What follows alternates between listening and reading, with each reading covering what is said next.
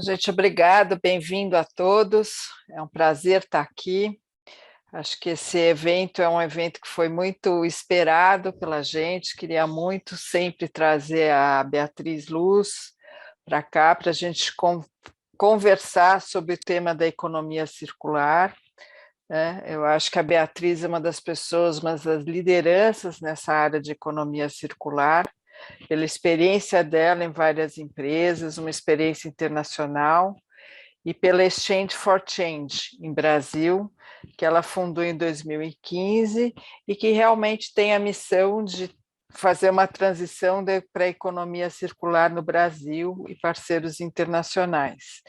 Ela tem uma atuação muito dedicada a isso, já publicou 2 livros, o segundo livro é Economia Circular, Debate Global e Aprendizado Brasileiro, com artigos de vários especialistas internacionais e nacionais, e estudos de caso brasileiros, que é uma coisa muito interessante para a gente, né?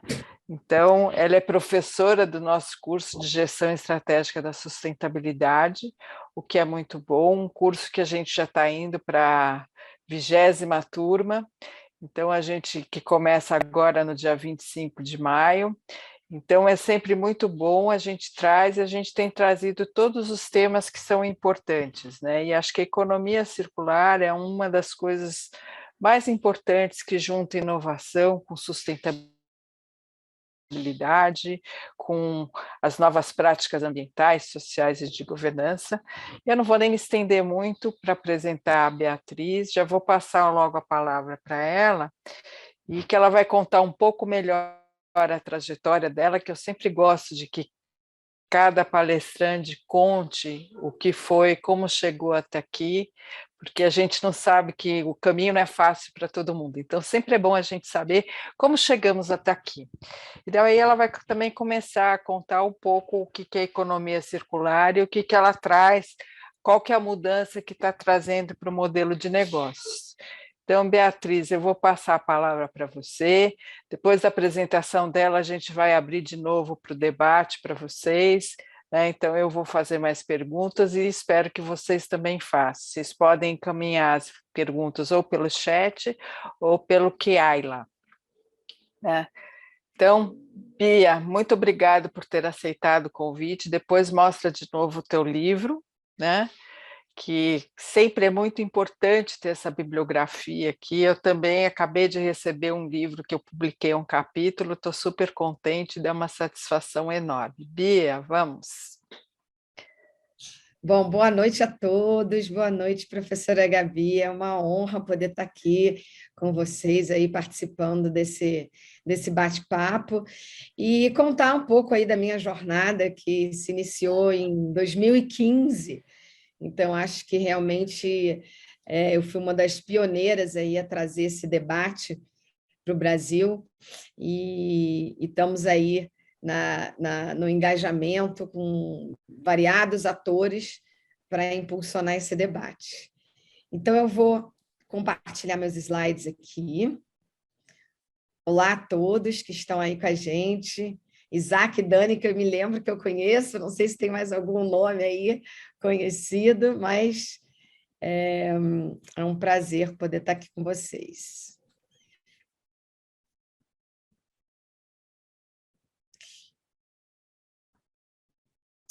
Bem, a professora Gabi disse que gosta de ouvir um pouco da jornada, né? Então, eu intitulei aí nosso bate-papo com a circularidade na prática, trazer um pouco aí da minha jornada e do meu aprendizado. Então, eu falo um pouco, ao longo da minha jornada, quais foram as habilidades essenciais que eu fui adquirindo, que eu acho que são essenciais para a economia circular, e que a gente tenta potencializar aí muito nesses cursos, né, Gabi, que a gente vai trazendo aí exemplos práticos. E aí, educação como sendo o primeiro passo para a transição, e aí eu trago um pouco da teoria e a prática, com exemplos que a gente trouxe no livro. E aí eu acho que a gente vai abrir, né, para mais um bate-papo e depois a gente finaliza com o como fazer, que são as glórias, os sufocos, os aprendizados, as dificuldades de colocar a economia circular na prática. Então, eu me formei em engenharia química na UFRJ, carioca da Gema, e já na conclusão do curso, eu resolvi fazer uma tese, né, que era olhar para as cinzas da termoelétrica da usina de Santa Cruz. O que eu poderia fazer com as cinzas? A queima não estava eficiente, e foi aí que eu já fiz todo um trabalho de o que fazer com as cinzas, a valorização das cinzas, e nem tinha o conhecimento de simbiose industrial, mas já estava ali pesquisando, né, o que fazer e como que aquelas cinzas daquela indústria poderia ir para outra indústria. Me empolguei com toda essa diversidade de assuntos e fui fazer, então, um mestrado na Inglaterra, na Universidade de Surrey, e foi aí que eu comecei a desenvolver cada vez mais a minha capacidade de análise crítica. Eu não entendi na época, quando eu conversei com o meu professor orientador, e ele virou para mim, professora Gabi, e falou assim: você é muito boa de fazer perguntas, você faz perguntas muito boas. Aí eu falei, é? Então, eu acho que é isso que está mais faltando no nosso mercado hoje em dia, com essa velocidade de informação, tudo muito fácil na ponta do dedo no Google. A gente precisa desenvolver cada vez mais essa capacidade de análise crítica. E eu acho que o mestrado me deu muito isso. E depois do mestrado, eu resolvi, então, trabalhar na Inglaterra, e foi quando eu conheci o conceito de simbiose industrial, e trabalhei 4 anos dedicada a esse aprendizado, onde o meu papel era justamente visitar várias empresas e tentar identificar sinergia entre elas, numa determinada região.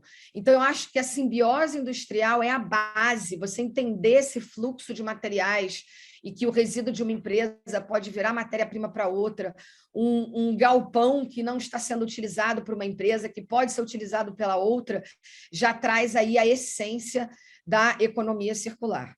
E depois de 10 anos trabalhando na Inglaterra, eu resolvi voltar para o Brasil e fui trabalhar na Braskem.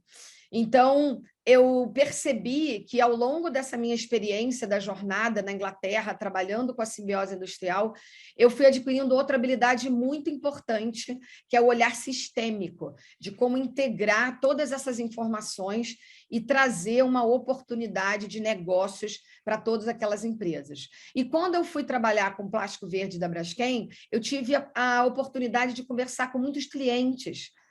E foi aí que eu vi a questão do propósito também, de uma empresa trazer uma matéria-prima totalmente inovadora para o mercado e ser pioneira. A Braskem ainda é a maior produtora de plástico verde, né, do mundo, e como que é difícil você passar essa mensagem para os clientes. Mas, ao mesmo tempo, como que eu aprendi a ouvir os clientes, pegar o feedback deles, para a gente entender, então, que numa economia circular não importa só o olhar da matéria-prima. A gente precisa entender o design da embalagem e o que vai acontecer com a embalagem ao final. Então, foi aí que eu percebi que eu queria levar essa mensagem de trabalhar com todos os elos da cadeia, e lancei, então, a Exchange for Change Brasil para ser um elo independente que pudesse conversar com todos esses elos e trazer um pouco desse novo modelo que surgia lá na Europa para o Brasil. Então, essa foi uma jornada aí de como eu cheguei aqui. Os clientes, em 2013, já começavam muito a perguntar: mas o que acontece depois? Então, eu comecei a ver aquela jornada de discussão, né, de um modelo econômico mais amplo, e foi aí que eu quis trazer, então, isso para o Brasil. E eu acho que, para a gente começar a discussão, entender o porquê da economia circular e por que os modelos de negócio da economia circular são tão importantes, a gente tem que entender os riscos do modelo atual. Então, o primeiro risco é o risco de suprimento, a escassez da matéria-prima, volatilidade. Então, as empresas vão vendo que, ao começar a ter a escassez da matéria-prima, isso influencia toda a cadeia produtiva, inclusive os custos e a sobrevivência do negócio.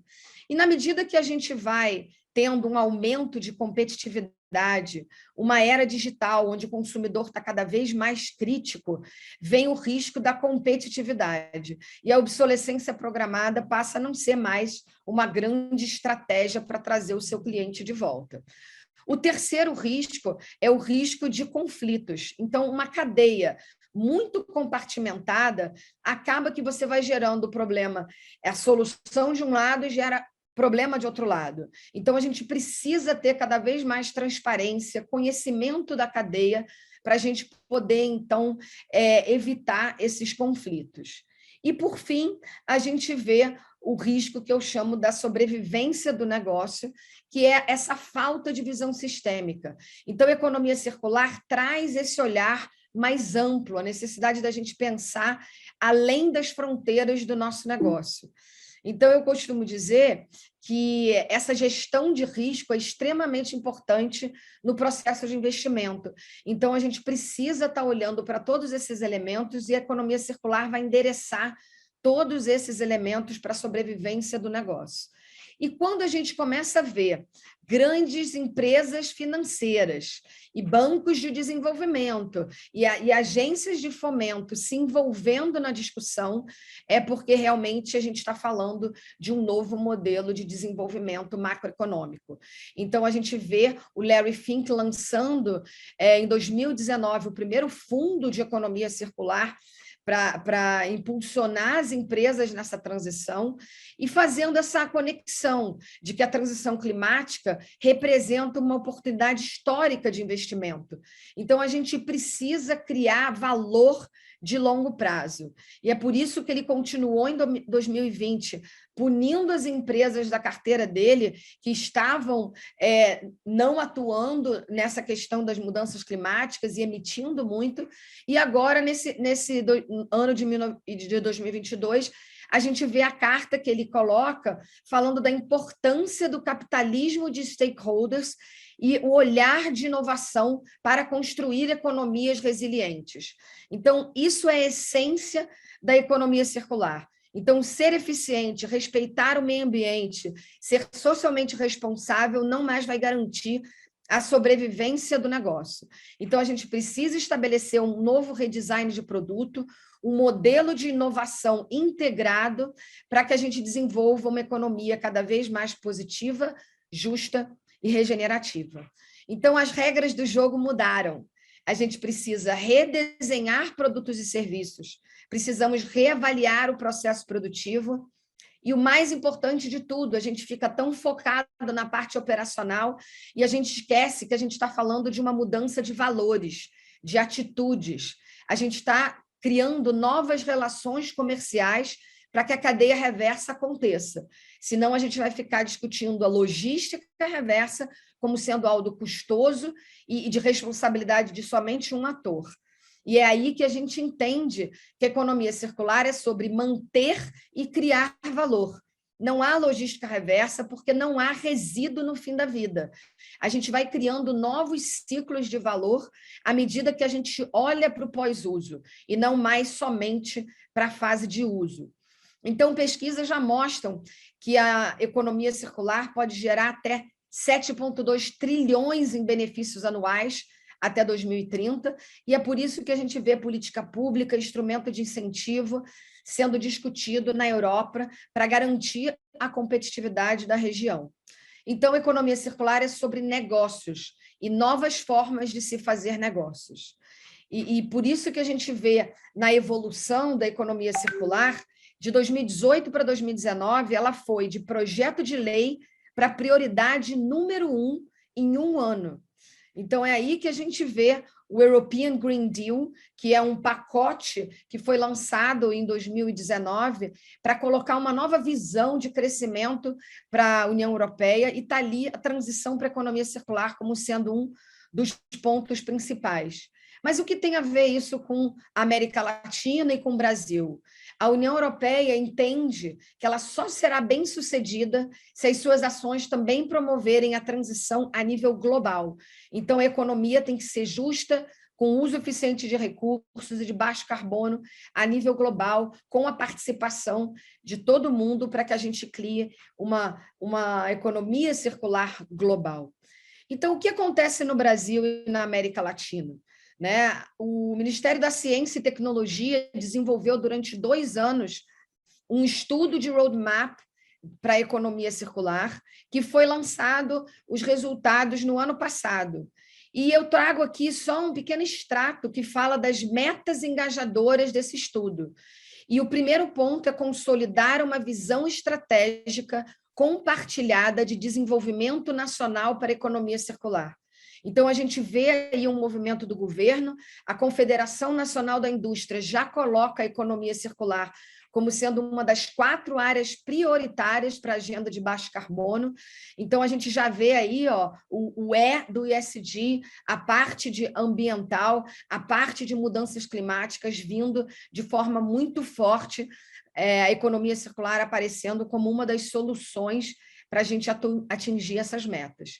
E, por fim, a gente vê o lançamento de uma visão de economia circular para a América Latina, a criação de uma coalizão para a América Latina e uma visão comum que traz esses 3 pontos chaves, que a economia circular possa ser uma economia próspera, que trabalhe com e para as pessoas, uma economia fértil e positiva para o clima e uma economia saudável que fortaleça a biodiversidade. Então, a gente pode ver aqui que isso já está contextualizado para a nossa realidade, é uma oportunidade clara de negócios e tem muita coisa aí que a gente pode fazer. Então, para a gente concluir esse primeiro passo da nossa conversa, né? Por que a educação é tão importante? Para que a gente saiba exatamente o caminho que a gente tem para seguir.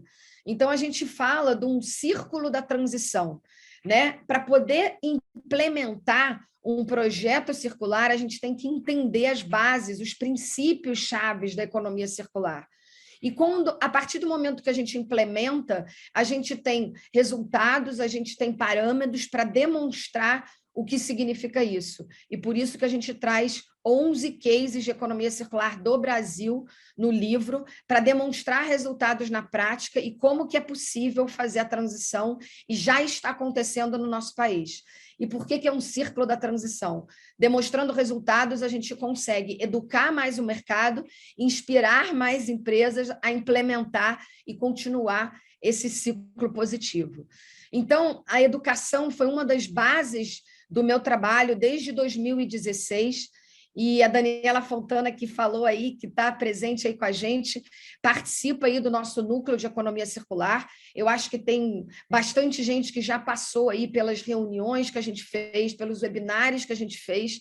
A gente mantém o nosso núcleo de estudo como sendo a base de capacitação de profissionais, de interação com especialistas internacionais, e o nosso livro é a história justamente do nosso núcleo. Então, a gente lançou esse livro que fala dos 8 passos para o progresso e sucesso circular, e eu acho que isso é muito importante de entender, porque às vezes no mercado brasileiro fica muito aquele destaque dado para política pública e incentivo. Se não tiver política pública, eu não faço. Se não tiver um incentivo, eu não faço. O que a gente aprendeu, principalmente do caso holandês, é que foi a indústria que pegou e fez, viu as oportunidades, mostrou como é que se fazia, se reuniram, colaboraram, engajaram para então demonstrar os resultados e passar essa comunicação fortemente para o mercado, para educar e para então trabalhar as políticas públicas, o investimento e o ganho de escala. Então, para concluir, além desse livro, a gente tem a revista, que a FIA foi uma das apoiadoras aí da nossa 2ª edição. É uma revista digital de economia circular, totalmente gratuita, pode ser baixada direto lá no nosso Instagram. A primeira edição a gente falou muito desses 8 passos, do que significa economia circular, e a segunda é sobre educação. Então, educação para adultos, educação para crianças, educação para empreendedores, o mercado financeiro que ele está falando. E, para fechar, a gente traz um olhar da Holanda, que é os princípios para a educação circular. Então, é algo muito interessante que fala que como a educação para a economia circular tem que ser proativa, ousada, flexível. A gente tem que trabalhar essa metodologia da multidisciplinariedade, porque o futuro pertence à juventude, e é através dela que construiremos um amanhã mais brilhante. Então, essa é a visão da Holanda, que a gente espera cada vez mais se inspirar e trazer aí para o Brasil como uma fonte de referência, de inspiração, para a gente colocar na prática aí essa transição. Então, a gente fecha com 3 cases que estão no livro. O primeiro é da Orizacil, que eu tive a oportunidade de ir no lançamento da planta.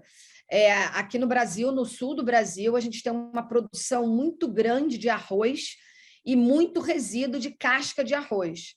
E essa casca de arroz era queimada para gerar energia, mas ela trazia muitos riscos também, porque ela tinha um potencial de combustão muito, muito grande.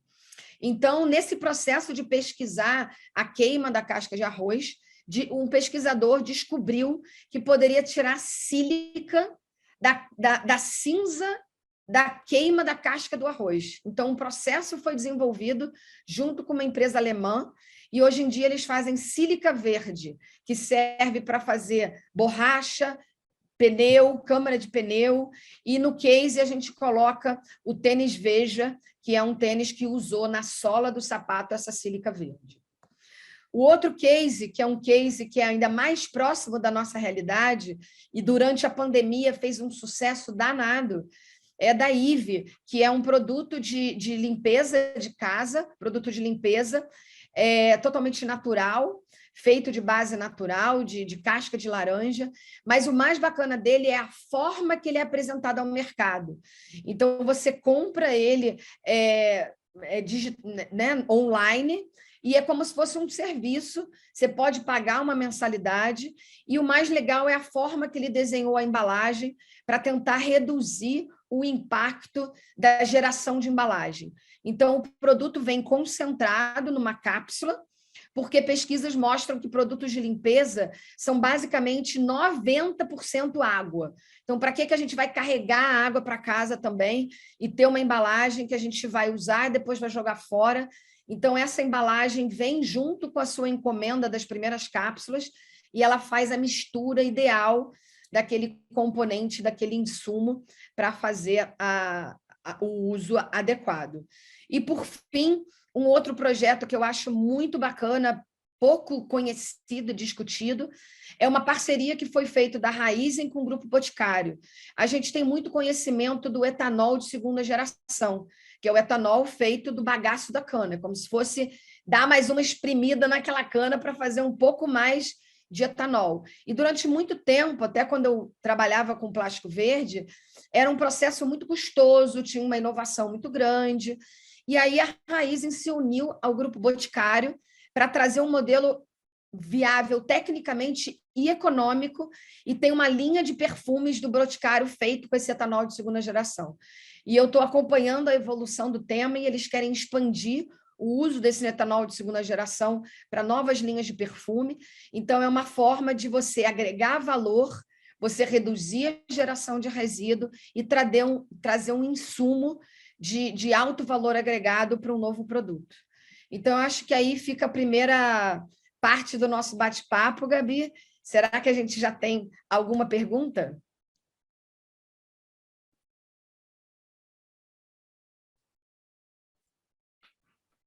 Acho que é uma pergunta, uma reflexão mesmo, que eu acho que veio da Flávia, sobre como que você implanta essa educação para economia circular aqui no Brasil, né? Então, eu vi que ela postou aqui no QI, né? E no chat, a Flávia de Souza pôs aqui no chat, né? Acho que essa é uma pergunta boa. E também eu acho que você trouxe esses cases que eu acho que são muito importantes para a gente refletir, né, sobre como que eles conseguem e como é que a gente consegue implementar a economia circular. Gente, pode mandar as perguntas ou por chat ou pelo QA. Então, vamos começar comentando para essa questão da educação, né?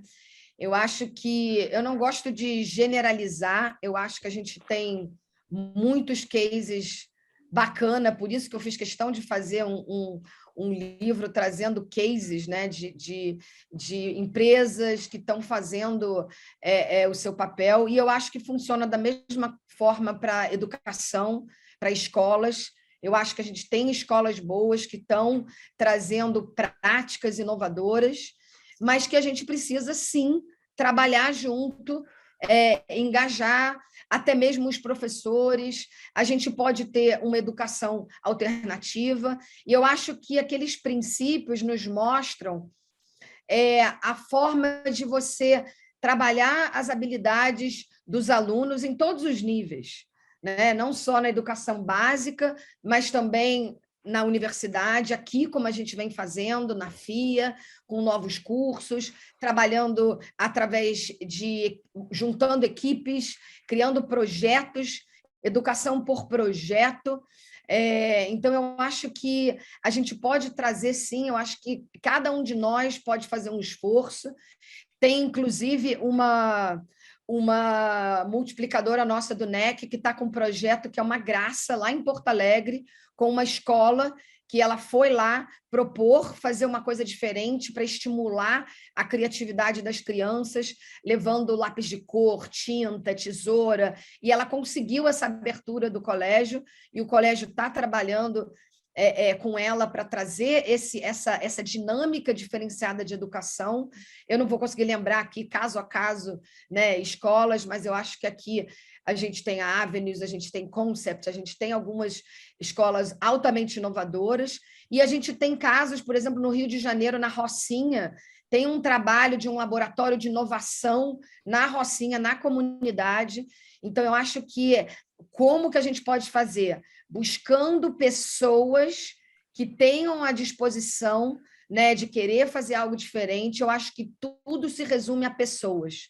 Então, a gente vai ter uma pessoa numa determinada escola que tenha vontade de se engajar e fazer diferente, e da mesma forma na empresa. E vão ter escolas que vão ser muito conservadoras, que não vão conseguir, né, quebrar essa barreira, mas eu acho que já tem muita escola aí querendo inovar e trazer coisas diferentes. A gente pode criar uma força-tarefa, né, Gabi? E começar a desenhar essa educação circular, começar a criar um manifesto. E para você ver como é novo, na Holanda, eles fizeram esse manifesto da educação circular, lê lá na revista, e tem 26 universidades agora que se reuniram para desenhar e colocar a educação para a economia circular no currículo. Então, é uma transição, é um processo, e muito das pessoas se unirem para fazer a diferença. Não, eu acho que eu até queria dar um exemplo assim, que acho que o nosso próprio curso, o módulo de economia circular, ele entrou faz pouco tempo. Então, e acho que é isso, eu acho que também, por exemplo, a gente trabalha muito economia circular, empreendedorismo e inovação. É uma característica do curso da gestão estratégica da sustentabilidade, porque realmente a gente acha que é um ciclo importante, né?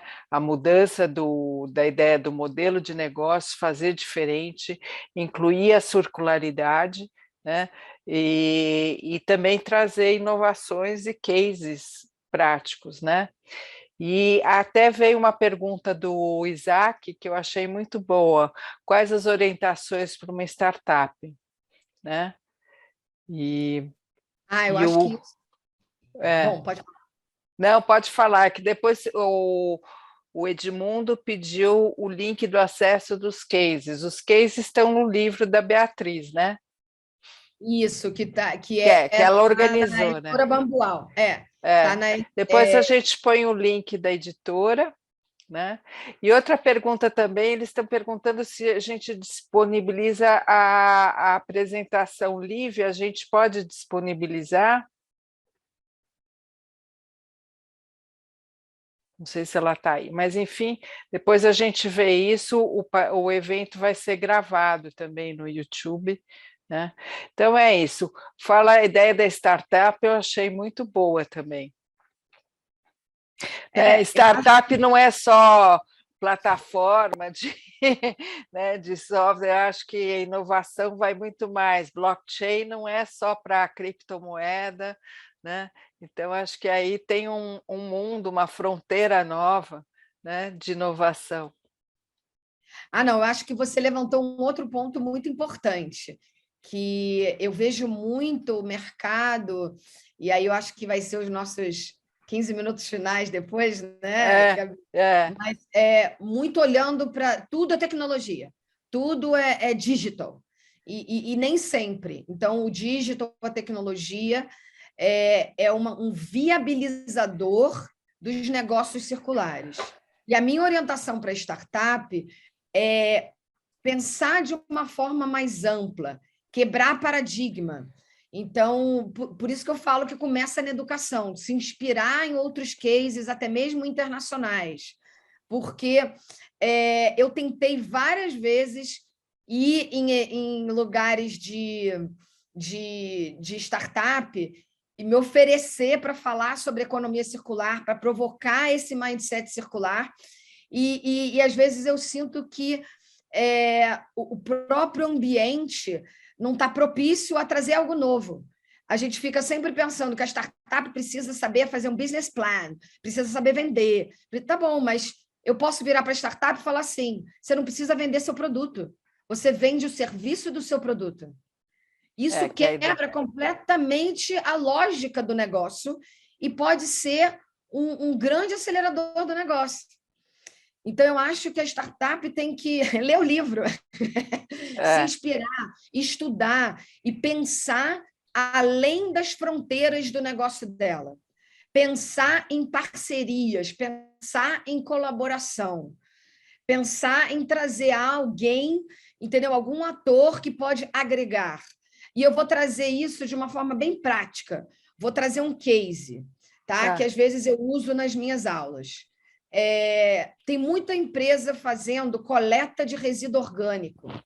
E é um trabalho muito legal, né? De você coletar porta a porta o resíduo orgânico, porque a gente tem essa falha também nas nossas cidades. E aí eu fui conhecer uma startup francesa que ela faz a mesma coisa, a bicicleta que ela tem para coletar o resíduo orgânico é exatamente igual, mas tem uma grande diferença do modelo de negócio dela, da amplitude do olhar dela. Ela fala que ela tem 2 produtos que ela vende 2 vezes, até mesmo para o mesmo cliente. O valor e o serviço de coleta e depois o resíduo orgânico que ela transformou em fertilizante natural. Então, ela fala de um case de um hotel, por exemplo, que ela pega o resíduo orgânico e depois ela vende o fertilizante orgânico.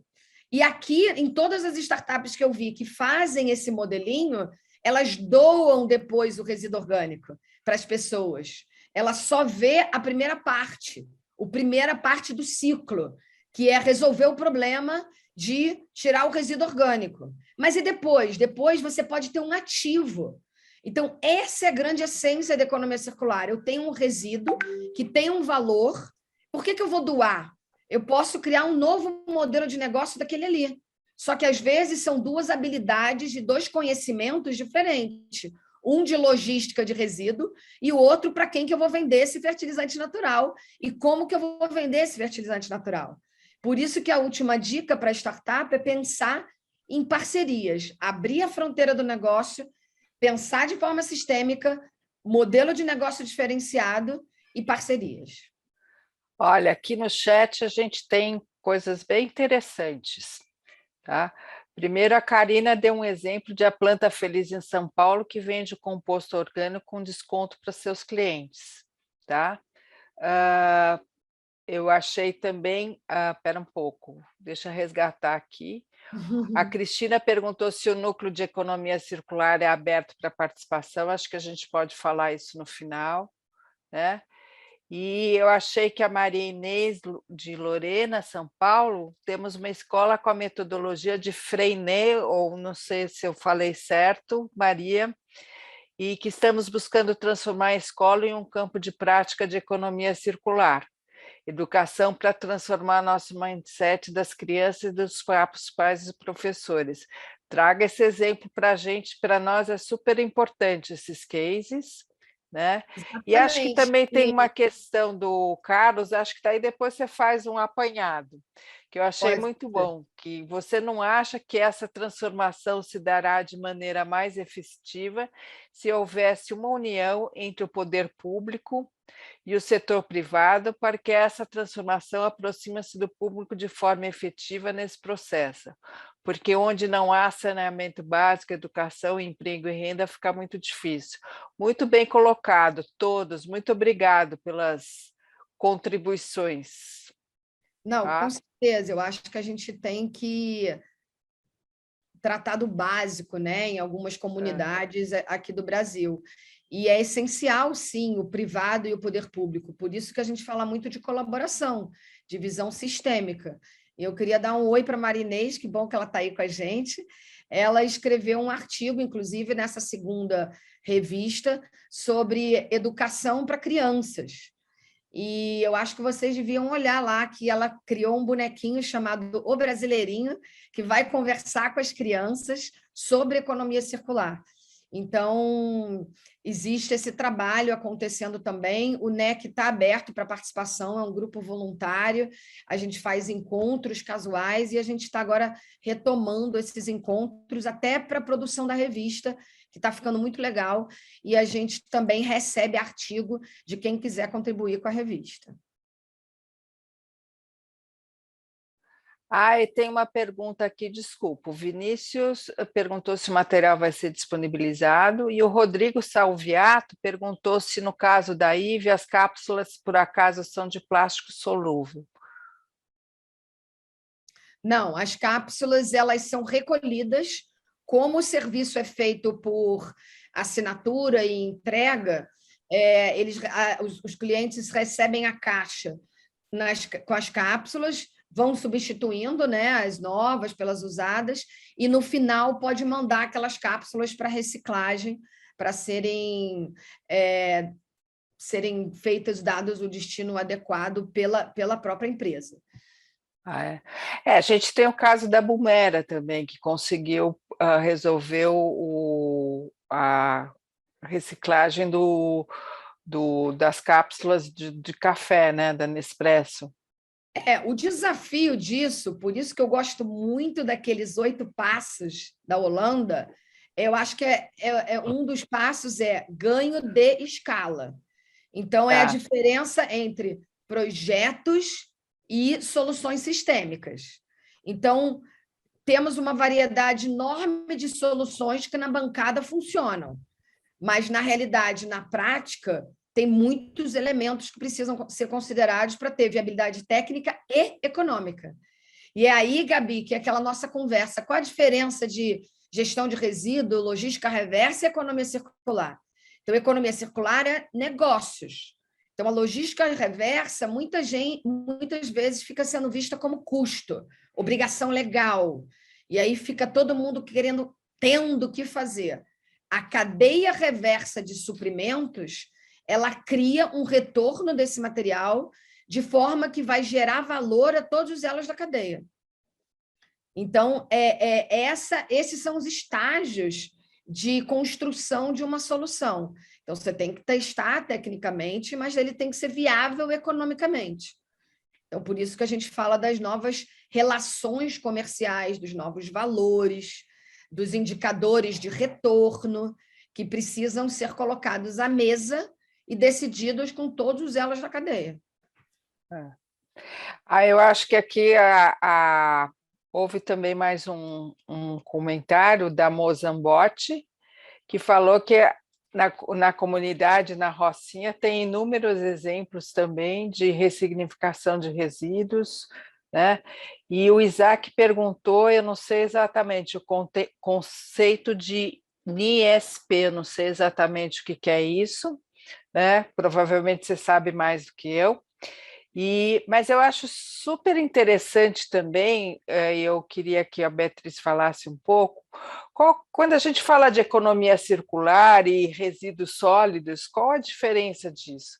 Porque, de uma certa forma, a economia circular ela não é uma coisa tão nova, né? Mas a gente já tem política nacional de resíduos sólidos, mas o que a economia agrega para isso, né? Eu acho que esse é um ponto importante. Eu acho que é justamente a parte da economia que é essencial. Então, valorização de resíduos, a gente já trabalha com isso há muito tempo e temos tecnologias, trabalhamos em tecnologias, mas a gente tem que criar uma cadeia reversa de suprimentos, para que aquele resíduo realmente seja uma matéria-prima, visto como uma matéria-prima. Então, é uma questão econômica, uma questão de equilíbrio econômico, não só técnico. Então, a gente tem que trazer a escala, a gente tem que trazer a governança, é o G do SG junto com o S, porque é geração de novos empregos. O social, então, é você gerar novos empregos. Então, não é ficar só ali na pontinha da cadeia trabalhando com a cooperativa. É gerar valor de maneira equilibrada em todos os elos da cadeia. Então, tem a questão do market pool, o mercado tem que comprar esses materiais secundários. Então, a gente tem que começar a mudar a narrativa, entendeu? É um material secundário, não é um resíduo que virou matéria-prima, porque senão tem muita... Olha as atitudes e os valores que precisam mudar, né? Ah, não, eu não quero resíduo, porque aí acaba que a indústria de matéria-prima virgem, isso acontece muito na construção civil, né? O agregado secundário, quem vende agregado primário baixa o preço para ficar do mesmo preço do agregado secundário, e aí a indústria da construção civil fica com medo. Apesar daquele material ser testado tecnicamente, ter a viabilidade técnica, ser comprovado com laudos de especialistas, né? Você vai construir uma casa, você tem lá o virgem e o secundário, você acaba comprando o virgem. Então, a gente tem que trazer essa narrativa de valor para a indústria. E é aí também que a gente conecta a economia circular com o impacto ao longo da cadeia produtiva, com net zero. Se a gente começa a dizer que, olha, essa matéria secundária, esse material secundário tem valor, tem qualidade, tem performance, ainda vai ajudar você a reduzir o impacto na sua cadeia produtiva. O escopo 3, aquele lá dos fornecedores que é tão difícil de você bater. Então, é por isso que a gente fala que é um conjunto de informações e de entendimento. A gente não pode ficar com um olhar limitado, falando só, né, da tecnologia, ou só disso, ou só daquela cápsula que eu limpei a mão e transformei numa bandejinha. Tem que ter escala, tem que ter valor econômico. Vamos lá para os aprendizados, Gabi, para mostrar o Era restinho. só um pouco que tem aqui. O que é NISP mesmo? NISP, The National Industrial Symbiosis Program. Então, foi justamente o programa que eu trabalhei lá na Inglaterra, que me ensinou todo esse conceito de simbiose industrial e que me deu a oportunidade de criar essa visão sistêmica. Então, o NISP continua atuante na Inglaterra, foi o primeiro programa que trouxe esse conceito da simbiose industrial para um olhar nacional, um olhar de país.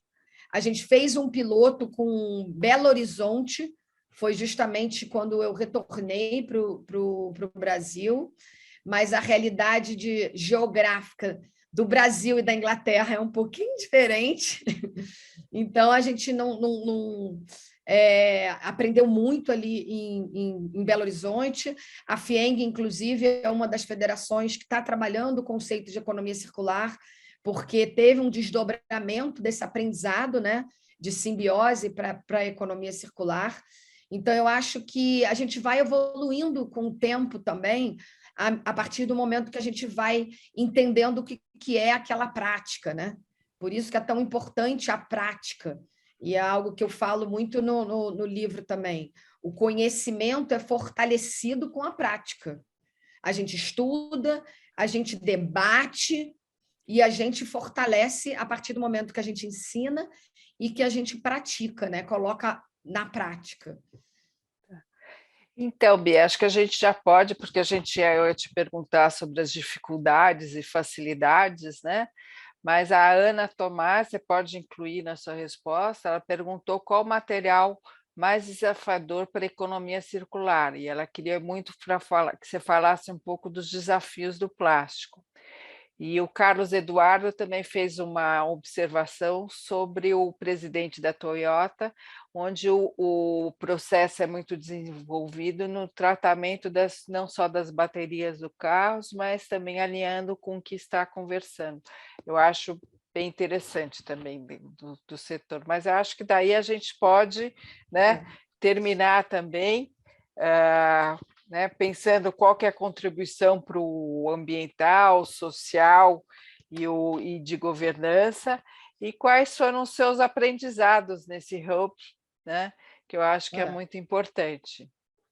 Eu vou mostrar aqui então, porque aí a gente vai falar disso tudo nesse grupo de aprendizados que eu coloquei justamente ao longo dessa jornada, né? Então. E aqui tem a Aline também falou que tem mais um exemplo do markup, que é que trabalha com a vida do ano. Olha, esses exemplos são muito bons para a gente, porque a gente está sempre muito atento para saber o que está acontecendo, quem que está inovando. Então, super vale a pena. Obrigado, Aline. Sim, e está surgindo muita coisa legal, então eu gostaria até de conhecer. Fala para todo mundo ir lá no Instagram, falar comigo, no LinkedIn.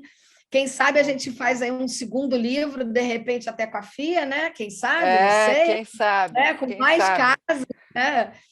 E com esses aprendizados. Então, o primeiro aprendizado, que acho que a gente já tocou um pouco nisso, é entender que a tecnologia é somente uma parte da equação. Então, a integração da cadeia é muito importante. A gente precisa trabalhar essa demanda do mercado, o que eu chamo de market pool, e essa visão sistêmica. Então, um exemplo que eu gosto muito é uma conversa que eu tive com o ITCBio, Instituto Tecnológico das Cadeias Biossustentáveis, lá em Recife, que eles fizeram uma pesquisa e descobriram que podia ser feito nanocelulose do caroço da manga. E 40%, às vezes, da manga fica no solo, porque cai, a gente não consegue coletar. Imagina se a gente pudesse produzir essa nanocelulose, que tem um valor de mercado aí de 783 milhões de dólares, e pode ser aplicado na indústria de cosmético, farmacêutica, aeroespacial. Então, por que a gente não desenvolve essa tecnologia junto com o mercado? Vamos trazer esses três setores juntos. Isso é uma construção circular baseado no desenvolvimento tecnológico e inovação. E olha que bacana, não sei se o Isaac conhece, mas a Natcron é uma startup brasileira que está desenvolvendo essa tecnologia de produção de extratos botânicos do aproveitamento dos resíduos agroindustriais. Então, é um projeto que já está sendo alavancado pela FAPESP, mas o que eles precisam justamente, e a gente vem conversando com eles, é como juntar esse mercado. Né? Não adianta só desenvolver a tecnologia, por isso que a gente tem que ter um mercado junto, né? A demanda, porque os problemas são isolados na cadeia, mas as soluções têm que ser integradas. A gente não pode lidar com isso isoladamente, porque senão não fecha a conta. É aí que entra esse olhar de, ao invés de pensar em logística reversa, que é caro, é pensar em cadeia reversa que está gerando uma nova matéria-prima que vai agregar valor a cosméticos e a produtos farmacêuticos e tudo mais. E aí, mais dois exemplos que eu acho muito bacana de pontuar, um brasileiro e um estrangeiro. No caso do Brasil, a gente tem a produção de sururu, lá, que é um prato típico lá em Maceió, e a concha do sururu ela tem um volume de geração de resíduo de mais ou menos 6 toneladas, que é equivalente a 5% do total de volume de resíduo coletado em Maceió. Uma pesquisa mostrou a possibilidade de transformar essas conchas em material para construção civil, em tijolos, ou esse tijolo decorativo que chama cobogó. E o Marcelo Rosenbaum foi convidado para desenhar um tijolo, e esse tijolo foi produzido e foi utilizado na loja da Farm, que é uma loja de marca brasileira do Rio de Janeiro, em Miami, e é uma loja linda. Só que ele foi feito só esse lote. Então, não adianta ter a tecnologia. A gente tem que saber como é que a gente vai fazer para trazer toda essa casca essas conchas de sururu de uma forma viável, tecnicamente e economicamente, para virar matéria-prima para a construção civil.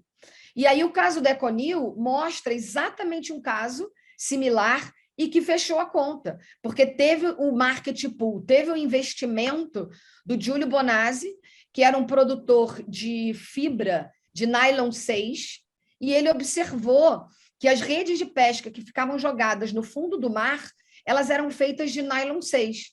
Então, ele criou todo um ecossistema com uma ONG da Inglaterra, foi para Filipinas, pegou pescadores e treinou os pescadores para trazer essas redes de pesca que ele lava, que ele processa e faz fio de nylon 6 regenerado. E a Econil agora representa 37% da produção dele e um monte de marca querendo essa matéria-prima porque traz um alto valor agregado para o produto dela final. Então, é um case que mostra a colaboração, o investimento necessário, o design, a performance do material, tudo junto nesse case.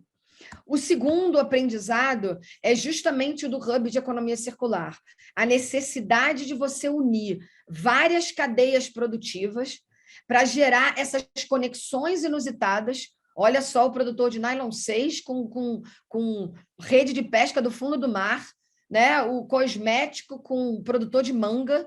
Então, a gente fala que é importante entender o facilitador como um ator que vai criar uma agenda positiva comum. Então, a gente lançou em 2020 o Hub de Economia Circular, onde a abordagem é para ser uma abordagem pré-competitiva, para transformar essa cultura de negócio, de um modelo competitivo para um modelo colaborativo. Então, é esse mindset que a gente tem que pensar. Pensar em oportunidade de negócio em escala. Como que a união de diversos atores pode compartilhar risco e investimento? Como é que a gente olha esses 5 elementos para criar uma solução verdadeiramente circular? Então, tem que ter escala, tem que ter desenvolvimento tecnológico, tem que ter parceria, investimento e retorno e continuidade. São esses 5 elementos que a gente usou para escolher e selecionar os estudos de caso.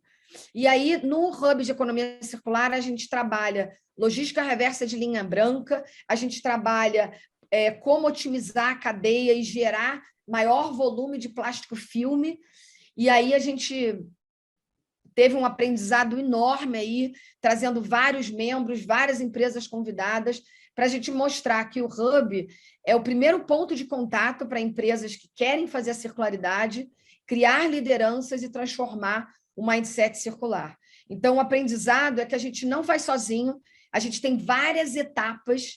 Então, a primeira etapa a gente vê que é o entendimento desse mindset circular, e eu acho que isso serve para as startups, entender essa análise crítica, essa visão sistêmica, a governança circular, que redefine papéis, redefine a responsabilidade, para a gente, então, chegar na solução circular.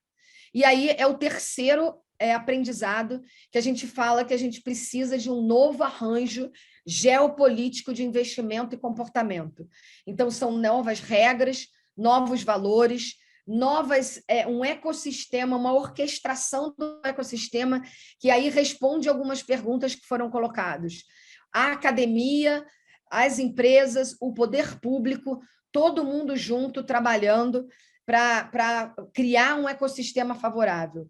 Então, no Hub de Economia Circular, a gente trabalha essa parte de mercado com empresas e a gente se uniu ao IPT para criar o Centro Brasileiro de Inovação e Economia Circular, para trazer a academia e para trazer o governo também, para a gente poder desenvolver essas políticas públicas. Então, a economia circular requer um novo olhar sobre processos, governança, plano de negócios, riscos e financiamento. E é por isso que a gente fecha o nosso bate-papo falando que todo mundo tem que estar envolvido, dos bancos, à comunidade, à sociedade civil, às indústrias, todo mundo tem que trabalhar de uma forma integrada, porque a gente não quer ficar ali só no topo do iceberg, falando de valorização de resíduo, fluxo de materiais, reciclagem. A gente tem que falar de tipos de transações comerciais, como é que eu ofereço performance, como é que eu mudo as responsabilidades ao longo da cadeia para gerar esses novos negócios. Então, é assim que eu finalizo essa minha segunda parte. Ainda tem mais alguns minutinhos para a gente pegar umas últimas perguntas. Eu acho que teve um último comentário, acho que foi ótimo, né, do Lauro, né? Que eu acho que foi uma ideia do que, além de você pensar no destino do resíduo, da sobra, você tem que pensar na causa e como conter a causa da geração de resíduos. Mas isso eu acho que é o cerne também da economia circular, que também veio com a ideia da economia circular da Kate Howard, né, que você tem que mudar a lógica da economia. Acho que a sustentabilidade, a gente tem muito isso, a gente tem que mudar o modelo de produção, mas também o modelo de consumo e tudo mais, né? Então, a complexidade da sustentabilidade é muito grande em vários temas, né? Eu vou trazer, então, uma frase de impacto que eu gosto sempre de repetir para o Lauro. Economia circular não vem para resolver os problemas da economia linear. Ela vem para modificar o sistema e evitar o problema. Então, é exatamente isso, a essência da economia circular, é exatamente isso que você coloca. Por isso que eu gosto de pontuar aqueles 3 R's, que é redefinir produtos e serviços, reavaliar os nossos produtos, os nossos serviços, o modelo produtivo e rever valores e atitudes. Então, não adianta também a indústria colocar um novo produto no mercado se o consumidor não estiver disposto a usar o refil, a usar uma embalagem reutilizável, a levar de volta os materiais para que a gente possa gerar esse novo ciclo. Então, está certíssimo. Então, já perguntaram à sua editora, o Edmundo já colocou. Acho que alguém quer fazer uma última pergunta, alguma coisa, né? O Lauro está agradecendo a resposta. Gente, super obrigado por tudo. A gente tem um compromisso aqui de fazer um evento curto para todo mundo aproveitar, fazer questões, mas também para não ficar aquela coisa muito comprida, né? Então, para ser rápido, e também falando que acho que aqui o núcleo de gestão de sustentabilidade, os nossos cursos que tem, a gente tem essa base de falar de economia circular e todos esses eventos, e falar que das nossas linhas de pesquisa é inovação, sustentabilidade e ESG. E, no fundo, a gente trabalha todas essas linhas de pesquisa juntos e trabalhos, e os nossos cursos abordam todos esses temas. Tá bom? Obrigado a todos, né? Podemos encerrar. Muito obrigado. Né? Muitos elogios, muito obrigado. Né? Muito obrigada e espero que a gente possa inspirar cada um de vocês a ser parte dessa mudança, né? E repensar do início, e quando for trabalhar a questão dos resíduos, é pensar em escala, para a gente poder criar uma cadeia reversa com novos valores e um equilíbrio ao longo de todos os atores. Então, eu acho que a gente pode disponibilizar um material, não tem problema, eu só peço que, se forem compartilhar as frases de impacto e as imagens e os cases, ela já está em PDF. A referência, e a gente vai aí disseminando o conteúdo, inspirando a todos. Acho que a gente pode fazer depois em PDF, né? Tá bom? Sim. Eu junto tudo e boto. Tá ótimo. Gente, obrigado. E até a próxima.